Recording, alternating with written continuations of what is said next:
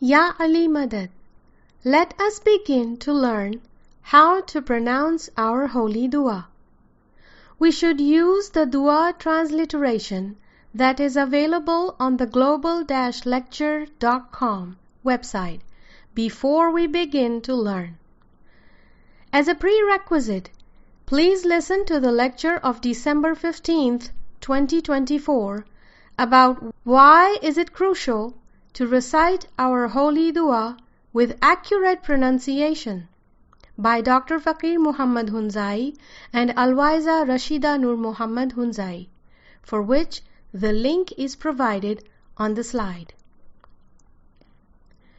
During your learning, you will observe some graphemes on the transliteration to help you pronounce the Arabic words correctly. Those alphabets with diacritical marks are explained here. The alphabet A with a macron is pronounced A, as in Lillah, Lillah. The alphabet I with a macron is pronounced E, as in Rahim, Rahim. The alphabet U with a macron is pronounced U, as in Noor, Noor. The alphabets DH are pronounced Z or Z, as in Lazina, Lazina. The alphabet T with a dot under it is pronounced Twa, as in Siratwal, Siratwal. The alphabets TH are pronounced between T and S, as in Nakata, Nakata.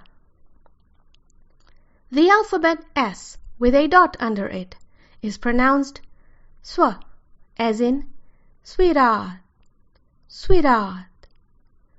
The alphabet D with a dot under it is pronounced between D and Z or Z, as in Dwalin, Dwalin. The alphabets G and H are pronounced from the back of the throat, as in Ghair, Ghair. The alphabet H with a dot under it is pronounced glottal, as in Rahman, Rahman.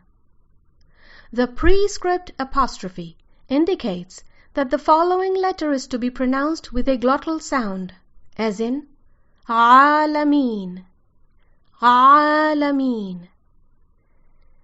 Now let us listen to the pronunciation of the holy dua and its explanation by Dr. Faqir Muhammad Hunzai.